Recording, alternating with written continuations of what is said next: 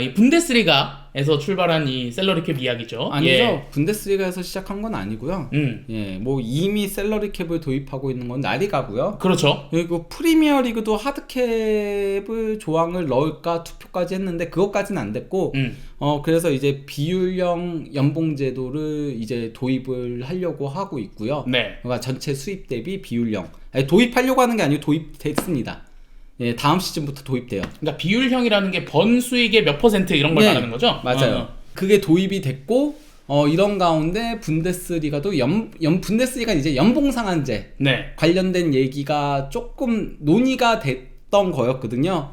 이 논의가 됐던 이유는 바로 바이언 때문에. 예, 바이언이 너무 압도적으로 나가니까. 위버 바이언이거든요. 이게 위버가 무슨 얘기냐면요, 오버 넘어서라는 얘기인 건데, 타도 그러니까 바이언 이런 느낌이죠? 아니 그런 의미가 아니에요.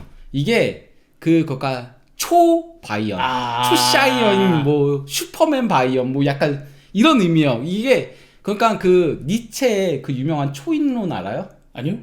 철학에 대해 전혀 모르는군요. 예. 니체가 얼마나 유명한데 그게 위버맨슈예요. 위버맨 씨는 들어봤는데? 그러니까요. 그 위버맨슈예요. 맨슈가 예. 인류거든요. 그래서 초인류예요. 위버맨슈가. 네, 위버맨 씨는 들어봤어요. 예. 네. 초 바이언, 초 샤이언인 바이언 뭐 이런 의미라고 할 수 있겠는데, 네. 그래서 이제 분데스리가 그 압도하고 있다인 건데, 프랑크푸르트에서 이제 이사회 그 각 구단의 CEO나 이제 위에 사람들이 모여가지고 회의를 한 겁니다. 회의를 한 건데, 거기에 대해서 일단 그 브레멘 CEO였던 필부리가 이런 얘기를 했습니다. 해결책은 명확하다. 연봉 상한제와 그 TV 중계권료의 공정한 분배가 실질적인 도움이 될 것이다. 어려운 점은 실행이다라고 얘기를 한 거고요. 네. 근데 이제 나머지 사람들은 여기에 대해서 조금은 부정적인 반응들을 보였습니다. 저 역시도 비슷한 반응의 생각이긴 하고요. 먼저 그 악셀 헬만 그 프랑크푸르트 보드진 멤버, 이사회 멤버가 네. 이제 바이에른은 수십 년에 걸쳐 경기장 안팎에서 압도적인 지배력을 구축해왔다. 이게 그러니까 하루 이틀 일이 아니라는 거죠. 그러면서 이게 무슨 뭐 투자 받아가지고 그래서 뭐 약간 치트키 쓴 게 아니고 그렇게 이루어진 게 아니라 본인들이 팀을 잘 만들어 오면서 이렇게 이루어진 거다. 사실 분데스리가 같은 경우는 50+1 제도가 있잖아요. 네. 제가 그 얘기했잖아요. 옛날에 그 헤네스가 일찍 선수 부상 때문에 일찍 은퇴하고 미국 가가지고 미국의 마케팅을 배워갖고 와가지고 그 당시에 축구에는 그런 게 없었는데 가장 먼저 메가스토어도 열었고 모든 전 세계에서 축구 쪽에서는 가장 먼저 메가스토어를 열었거든요. 뒤에 보면은 바이언의 커머셜 수익이 얼마나 많은지는 뒤에서도 확인할 수 있습니다. 네. 그리고 가장 먼저 메가스토어 열었고 가장 먼저 스폰서십 계약 같은 것들을 체결하면서 바이언이 그때 이미 다른 팀들이 그런 거에 대해서 생각을 못했을 때 먼저 앞서 나간 거예요. 마케팅을 좀 주도해 나갔던. 예. 네. 그래서 그때 이미 벌려놓았던 거기 때문에 그거에 대해서 뭐라고 할 수 있는 거냐. 그러니까 얘네들이 만들어 놓은 거다. 네. 뭐 자연스럽게 그렇게. 네. 그렇기에 난 연봉 상한제와 같은 규제 조치나 개입에 전적으로 반대한다. 예를 들어 연봉 상한제를 생각해보라. 현재로서는 이게 저는 가장 크다라고 생각해요. 네. 그러니까 만약에 분데스리가가 그냥 분데스리가로만 있을 수 있으면은 연봉 상한제 하는 게 나아요. 좀 평준화를 위해서. 그렇죠. 예. 그래야지 리그가 평준화가 되고 경쟁이 치열해질 수 있는 거거든요. 그런데 국내 리그에만 도입할 수 있다. 이는 바이에른이 사실상 국내 리그와 국제대회, 챔피언스 리그 두 개의 선수단을 운영해야 한다는 걸 의미하고 이는 터무니없는 일이다. 이렇게 되면 이제 분데스리가의 유럽 대항전 경쟁력은 더 떨어지게 된다는 거죠. 그렇죠. 예. 그러면서 하지만 이러한 바이에른의 독주가 분데스리가의 위상과 리그 자체에 대한 인식에 좋지 않은 영향을 미친다는 점은 부인할 수 없다. 분데스리가 최상위권 팀의 독주는 경기에 대한 흥미진진함을 떨어뜨리고 앞으로 6대0, 8대1과 같은 일방적인 경기가 더욱 빈번해질 것이다라고 한 거고요. 네. 예. 그리고 또 이제 바츠케 도르트문트 회장 같은 경우도 이번 시즌 바이에른의 지배력이 극단적인 건 사실이다. 하지만 과거를 돌아보면 2023년에는 우리가 마지막 경기까지 치열한 우승 경쟁을 펼쳤지만 결국 우승 트로피를 놓쳤다.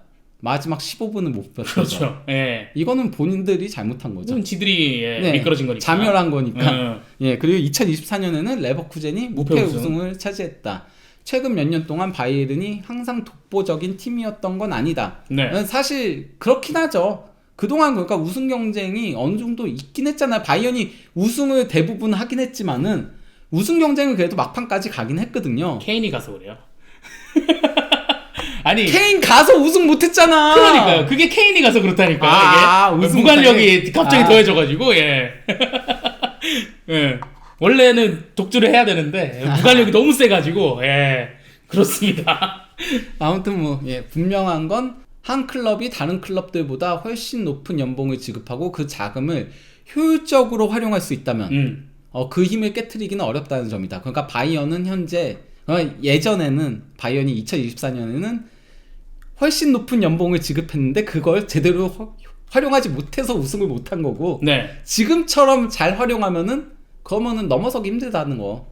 그래서 이제 내 생각에 바이에른은 현재 유럽 최고의 팀이며 이는 분데스리가 성적에도 자연스럽게 반영되고 있다라고 한 거고요. 이제 지문 로페스 레버쿠젠 이제 그 사장 같은 경우는 우리가 개선해야 한다. 우리가 개선에 성공한다면은 목표에 더 가까워질 수 있다. 그게 우리의 목표다 하면서 남 생각하지 말고 우리가 잘하자. 이렇게 얘기한 거고 이제 루디 펠러 독일 축구협회 스포츠 디렉터 같은 경우는 2년 전만 해도 레버쿠젠이 리그를 지배했다. 무패 우승이니까요. 네. 그러면서 지금은 바이언이다. 그들이 경기력에 감탄하지 않을 수 없다. 단순히 경기력뿐 아니라 부상당한 선수들을 대처하는 능력 또한 정말 탁월하다. 이를 불평할 수는 없다. 올해는 이런 양상으로 흘러가고 있고 우승은 비교적 일찍 결정될 것이다. 바이에른은 앞으로 10년 동안 자주 우승을 차지하겠지만 항상 이렇지는 않을 것이다. 다른 클럽들도 분명히 다시 따라잡을 것이다 라고 한 건데요. 그렇죠. 대다수가 어쨌든 좀 바이에른 뮌헨에 대한 어떤 상한제를 놓는 거에 대해서 좀 부정적인 인식을 갖고 있는 것 같네요. 네. 근데 어쨌건 이런 얘기가 나오는 게 지금 뭐 바이언이 너무 독주를 하고 있으니까 그렇죠. 이번 시즌은 역대급 독주의 역대급 기록들을 다 수립할 거라는 얘기가 나오고 있죠. 역사적인 예. 시즌이죠. 예. 사실 과르디올라 때 그 기록들을 과연 깰 수 있을까라는 얘기들이 있었는데 지금 그걸 깨 나가고 있는 중인 거죠. 그렇죠. 예, 물론 아직 시즌이 끝나진 않았지만은 예, 18경기에서 2위보다 승점 11점이 앞서고 있고 승점 50점 18라운드까지 이게 이제 과르디올라 때랑 동률이긴 한데 골득실이 미쳤죠. 그렇죠. 71득점 17실점인가? 네. 예. 그래서 이제 그 득점도 역대 최다, 골득실도 역대 최다. 플러스 54가 말이 안 됩니다, 사실. 그리고 그러니까 막 라이프치 같은 팀들을 막 6대0, 5대1 막 이렇게 이겨버리니까 문제인 거예요. 그렇죠. 예. 그래서 이제 이런 얘기들이 나오게 된 건데요. 네. 그리고 바이언이 어쨌건 뭐 우승을 항상 쉽게 한 건 아니었지만은 마지막까지 경쟁을 하긴 했지만은 항상 그거였죠. 분데스리가의 구도는 바이언이 1강을 잇고 거기에 도전하는 체제가 그게 이제 돌아가면서 도전하는 그렇죠. 듯한. 이번엔 너가 해. 예. 올해는 내가 해볼게. 이런 느낌으로. 도르트문트, 라이프치, 레버쿠젠이 돌아가면서 도전하는 형태. 그렇죠. 그러다 보니까 2016년 이래로 탑5의 승점을 보면은 바이언이 독보적인 1위고 네. 도르트문트가 무려 100점 이상 차이가 나는 거죠. 2위. 그렇죠. 그리고 그 다음은 30점대 차이가 나는 거고 예, 그 다음은 심지어 20점대 차이 나는 거고 네. 그 밑부터는 고만고만하게 붙어 있는 거예요. 그러니까 진짜 분데스리가는 타도 바이언이라는 말이 너무나도 잘 어울리는 리그인 것 같아요. 예. 예. 그리고 이제 그 분데스리가 팀들의 선수단 가치를 보더라도 네. 바이언이 도르트문트의 거의 2배 가까이 많은 그러네요. 거고 그리고 또 이제 인건비를 보더라도 바이언이 도르트문트의 2배 가까이를 더 지불을 하고 있는 겁니다. 사실 그가 팀의 그 퀄리티를 볼 때는 이종료보다도 그 인건비를 보거든요. 그러니까 팀이 굴러가기 위해서 얼마나 많은 돈을 사용하는가. 예. 예. 그리고 이제 뭐 라이프치가 도르트문트랑 비슷하게 인건비를 내고 있고 이제 하위권 팀들인 거죠. 우니온 베를린, 브레멘 그리고 이제 마인츠 등이 하위권. 네. 이거는 진짜 차이가 너무나도 크게 나는 거긴 하죠. 그렇죠. 예. 규모에서 좀 차이가 나는 것 같습니다. 분데스리가는. 예. 그러다 보니 이제 그 독일 프로 축구 리그 연맹이죠. 네, DFL. 예, DFL에서도 이제 연봉 상한제를 고려를 하고 있다라고 해요. 하지만 이제 바이에른에 대한 칭찬도 되게 많이 해요. 그러니까 바이에른이 국제 무대에서 다시 한번 큰 성공을 거두면서 독일 축구의 수준에 대한 긍정적인 인식을 크게 기여하고 있고, 리그의 이제 국제 마케팅과 관련해서도 굉장히 큰 도움을 주고 있다. 다만 어쨌건 간에 어느 정도 균형을 잡을 필요성이, 경쟁 균형도 중요한 문제이기 때문에 네. 연봉 상한제 도입을 분명히 지지해 오긴 했다라고 했는데, 여기에는 이제 단서가 있어요. 결국 유럽 대항전에서의 경쟁력 때문에 이게 현 시점에서는 쉽지 않다. 그렇죠. 어쨌든 그리고 이걸 상한제를 매겨버리면 이 하향 평준화가 될 수가 있잖아요. 그렇죠. 그러니까 공산주의식이라는 표현이 많죠. 예. 그렇게 되면은 선수들이 떠나게 되고. 그렇죠. 그래서 울리 웨네스는 주구장창 주장을 했던 게 50+1을 폐지하라. 그리고 투자를 받아라. 그래서 다른 팀들의 경쟁력을 끌어올려라였죠. 네. 예. 뭐 그런 얘기들을 하고 있는 건데, 저도 유럽 대항전 때문에라도 지금 연봉 상한제가 생기면은 분데스리가는 그러면은 진짜 망하는 네덜란드 리그처럼 된다라고 생각을 합니다. 예. 그러니까 선수 수급 리그가 지금도 사실 어느 정도 됐거든요. 그리고 사실 바이언한테 뭐라고 할 수도 없는 게, 예전에는 바이언이 사실 분데스리가에서 좀 진공청소기 같은 역할이긴 했잖아요. 잘하는 선수들 다 쓸어가는. 네. 근데 지금은 그러지도 못해요. 예. 이게 그러지 못한 지가 좀 어느 정도 됐어요. 약간 코로나 정도를 시점으로 해가지고 도리어 분데스리가의 스타 플레이어들이 프리미어 리그로 가고 있거든요. 그렇죠. 뭐 비르츠도 그랬고. 예. 예. 그러니까 이게 뭐 2021, 22였죠. 예, 그때 이제 하베르츠랑 티모 베르너랑 월너. 첼시로 갔고, 예. 그리고 알칸타라는 리버풀로 갔고, 뭐 그러기도 했었고, 그 다음에 이때가 그나마 이제 우파메카노가 바이언으로 오면서 이때 우파메카노와 자비처 딱 이렇게 영입을 하긴 했었는데, 그리고 이 현상이 갈수록 심해지고 있는 거죠. 이제는 분데스리가 최고 스타는 프리미어리그로 간다. 예. 아니면 뭐 다른 데로 간다인 거죠. 다른 빅클럽으로 예. 간다. 홀라는 맨시티로 갔고, 레반도프스키는 바르셀로나로 갔고, 그 다음에는 벨링엄이 레알 마드리드 가고, 무아니가 파리 생제맹 가고, 그바르디올도 맨시티 가고, 예. 소보슬라이도 리버풀 가고, 은쿤쿠도 첼시 가고. 여기 봐봐요. 여기 바이언이 없네요. 바이언이 없는 걸 떠나서 11위까지 은메차? 가야지 도르트문트가 나오는 거고요. 예. 그리고 또 이제 지난 시즌도 마르무시 맨시티, 올모 바르셀로나, 더리우트 맨유, 그리고 파초 파리 생제맹, 그리고 이제 그나마 도르트문트 나오고, 바이어. 여기 이제 이토 히로키가 9위에 있는 거고, 이번 시즌이 진짜 심하죠. 그렇죠. 이번 시즌은 12위까지 내려와야지 분데스리가에서 분데스리가 이적이 나옵니다. 11위까지는 대부분이 다 프리미어리그예요. 네. 비르츠 리버풀, 에키티케이 리버풀, 셰슈코 맨유, 볼테마데 뉴캐슬, 시몬스 토트넘, 기튼스 첼시, 프림퐁 리버풀, 마티스테 토트넘. 그렇죠. 네. 근데 사실 이 독일 선수라고 하면은 바이언이 뭔가 드림클럽일 것 같고 뭐 이런 느낌들이 있잖아요. 근데 특히나 이번에 뭐 비르츠라든지 볼테마레라든지 다 피엘로 갔기 때문에 좀 그런 게 올 시즌에 좀 더 심하게 느껴졌던 것 같습니다. 예. 그리고 바이언도 어쨌건 간에 어느 정도 상한선을 두는 구단이긴 하죠.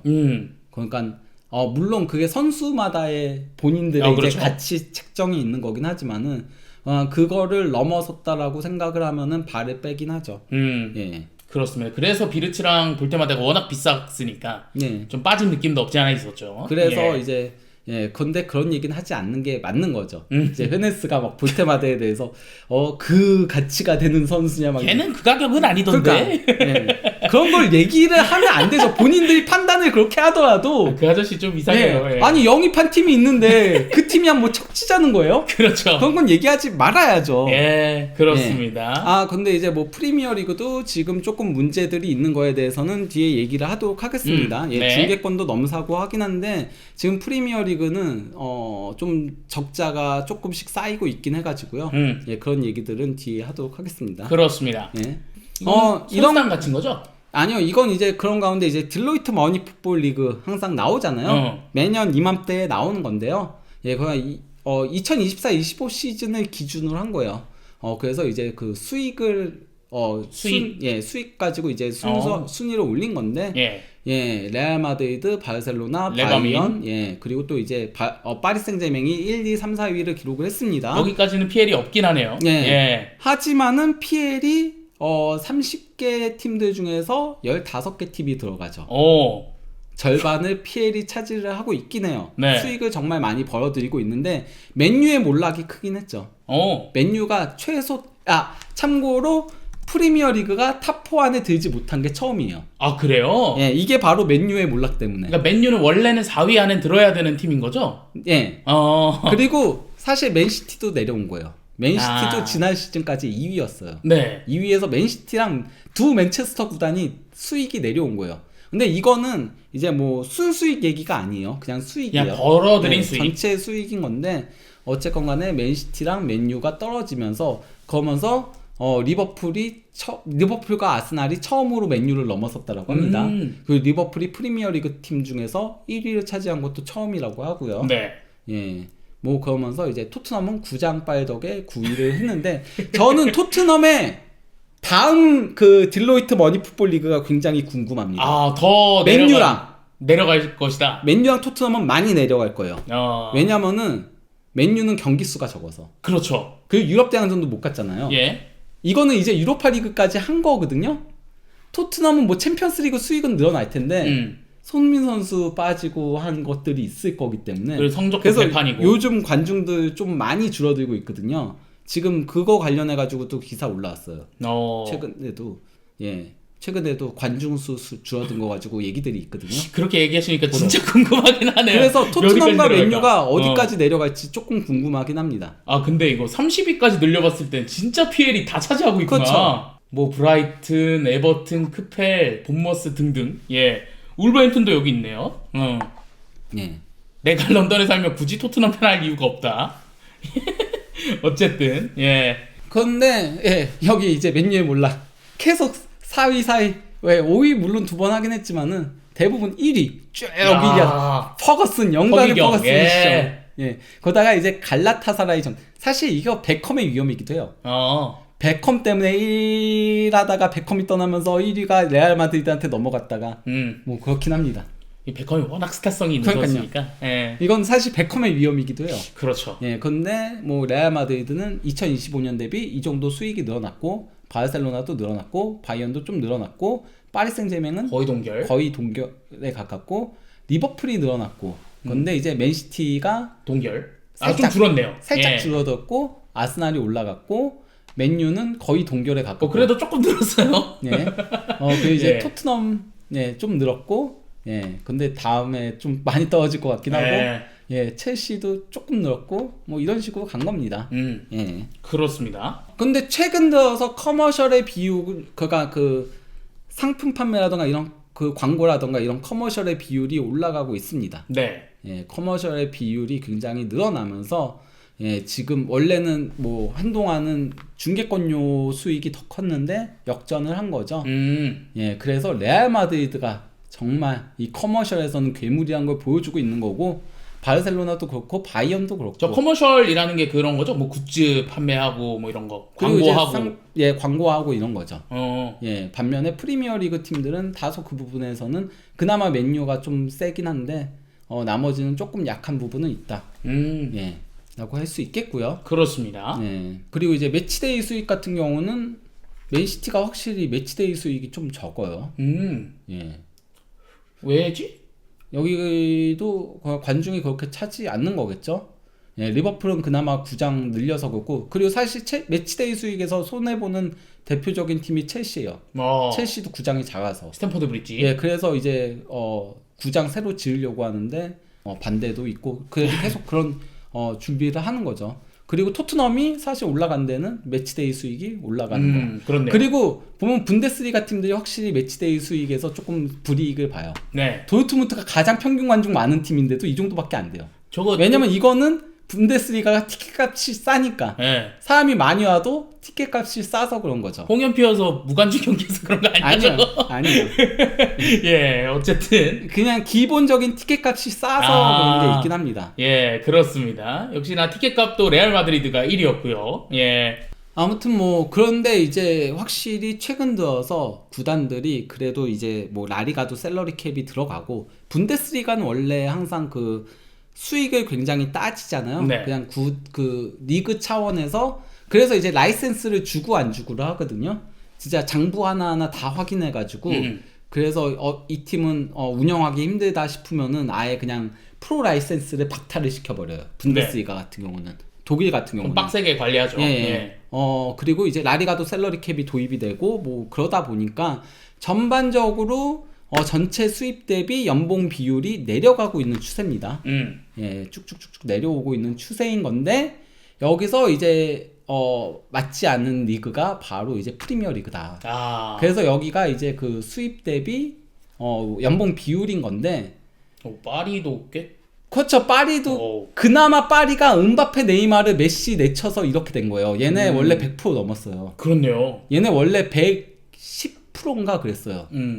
진짜 위험할 뻔했네 저기도. 예, 수입 이거는 망하는 길이었어요 말 그대로. 예. 왜냐면 버는 것보다 연봉만 나가는 게 아니잖아요. 지출이 한 그렇죠. 게 구장 보수도 해야 되고 뭐 여러 가지 다 해야 되거든요. 시설 뭐 심지어 관리해야 여기 연봉에는 그가 연봉 지출 있잖아요. 여기에는 구단 관계자들은 빠지는 거예요. 아 직원들 다 빼고. 감독, 코칭 스태프, 선수만이에요. 아. 예. 뭐 식사해주는 아주머니 이런 월급 다 빼고. 그렇죠. 이야. 그렇기 때문에 사실 이 수익 대비 연봉 비율이 60%가 넘으면 위험하다라고 얘기를 하거든요. 그래서 네. 색깔이 이렇게 나오는 거예요. 색깔이 이렇게 나오는데 프리미어리그 팀들 봐봐요. 리버풀도 좀 높죠. 맨시티는 그나마 잘 관리하고 있고 첼시 위험이죠. 네. 맨유 잘 관리하고 있고 아스날도 이번에. 그렇고. 예, 아스날이 진짜 그리고 토트넘은 전통에 돈 안 쓰는 구단이니까. 예, 에스턴 빌라 위험하죠. 그렇네요. 예, 뉴캐슬도 그렇고. 그렇죠. 근데 레알이 저렇게 적은 이유는 돈을 많이 벌어서겠죠? 그런 것도 있죠. 돈을 많이 버는 것도 워낙 있고. 많이 버니까. 네. 44% 그렇습니다. 예. 근데 이제 사실 지난 시즌 같은 경우도 굉장히 심했거든요. 에스턴 빌라가 왜 PSR 이슈에 빠졌냐. 오, 96%. 예, 그나마 그래서 선수들 팔아서 이거 줄인 거긴 하거든요. 네. 예. 그 와중에 독야찬찬 토트넘. 예. 이야. 아무튼 뭐 그 정도로 프리미어리그 팀들은 전반적으로 높다. 자, 궁색 그 자체. 예. 예. 그러다 보니 이제 디 애슬레틱에서 이런 보도가 나온 거예요. 그러니까 회계법인 BDO에서 구단 재무이사들을 대상으로 한 설문조사에 따르면은 잉글랜드 축구 4부 리그까지 1부에서부터 4부 리그 여기까지가 이제 프로거든요. 네. 예, 여기 이제 소속팀 중에서 10개 팀 중 9개 팀 그러니까 90%가 세전 손실이에요. 세후도 아니고 세전이에요. 그러니까 세금을 떼기 전부터 일단 손실이 들어간다. 예. 예. 그렇게 손실을 기록할 것으로 예상하고 있다라고 한 겁니다. 예, 그러면서 신규 투자 유치에 의존하는 산업의 모습을 그리고 있다.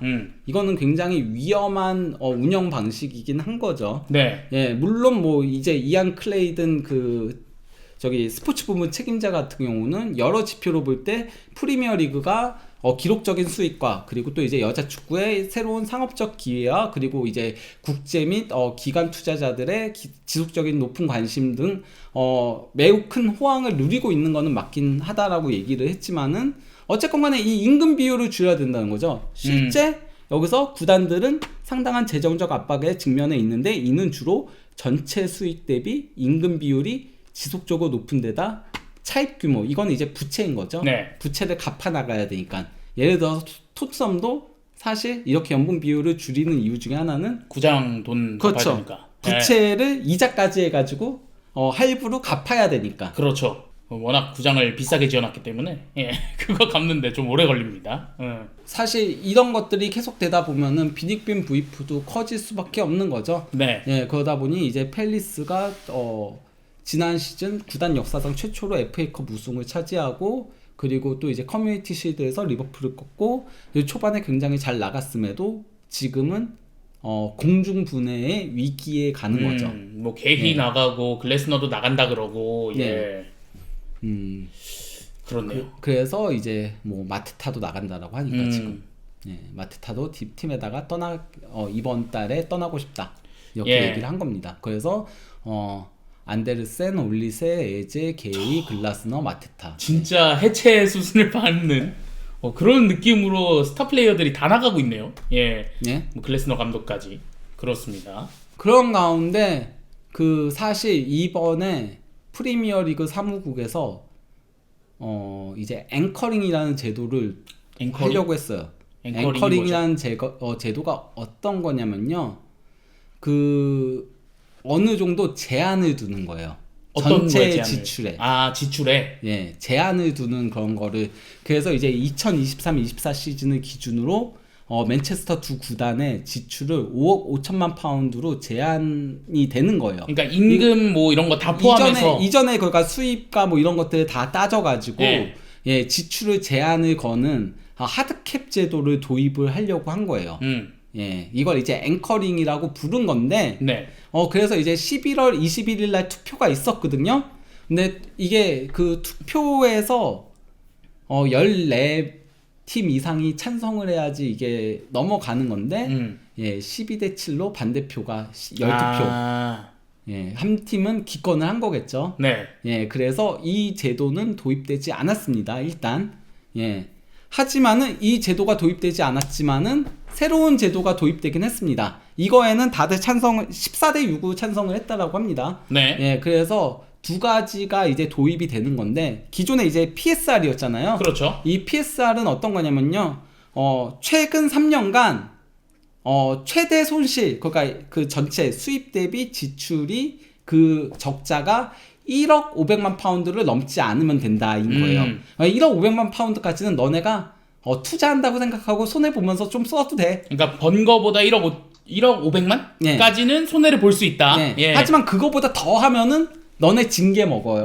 그래서 이제 에버튼이 승점 삭감됐고, 그렇죠. 노팅엄이 승점 삭감됐고, 뭐 그랬던 게 있는 거죠. 네. 예.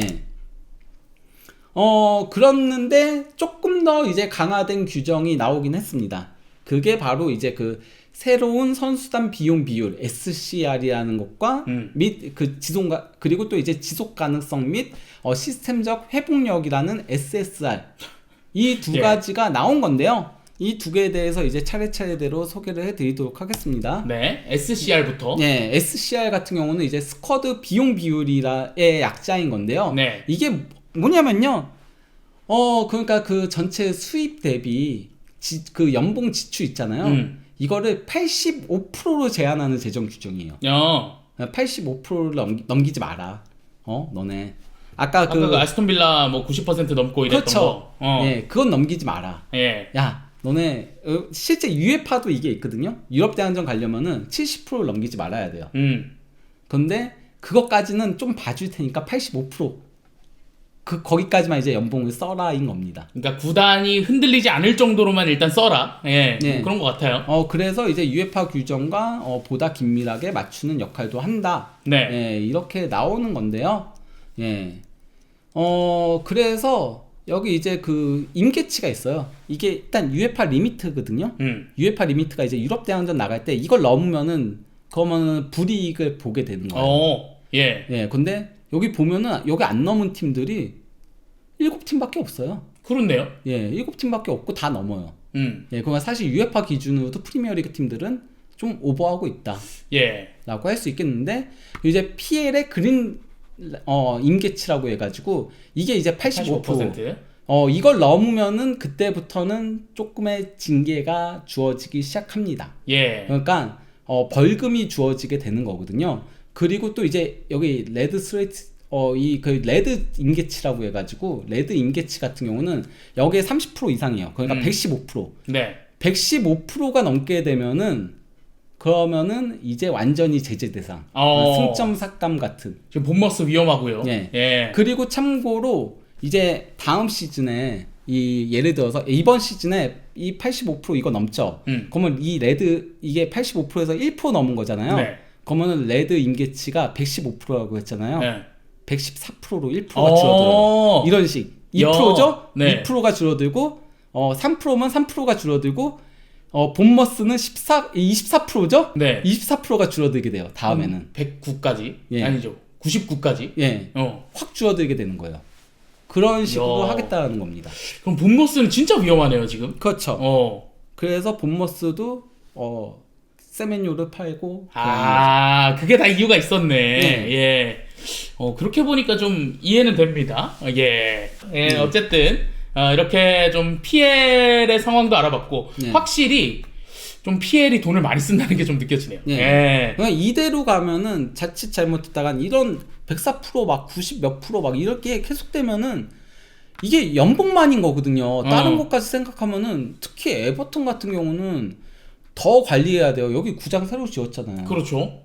그렇기 때문에 더 관리를 해야 되는데 이렇게 가면은 그러면은 그 세리 7공수 시절에 망했던 게 이래서 망했었거든요. 아, 돈을 너무 많이 써서. 그래서 파르마도 아예 그냥 해체됐잖아요. 구단이. 예. 재창단했잖아요. 새 파르마도. 팀으로 태어난 거죠. 이름을 바꿨어요. 아예. 파르마만 그대로지 뒤에 붙는 게 달라졌거든요. 파르마야 뭐 지역명이니까 그러니까요. 그냥 놓는 거고. 예. 피오렌티나도 3부 리그까지 내려가고 막 그렇게 될 수 있다라는 거죠. 그러니까 그렇죠. 이거는 어느 정도 관리가 필요한 게 맞다. 예.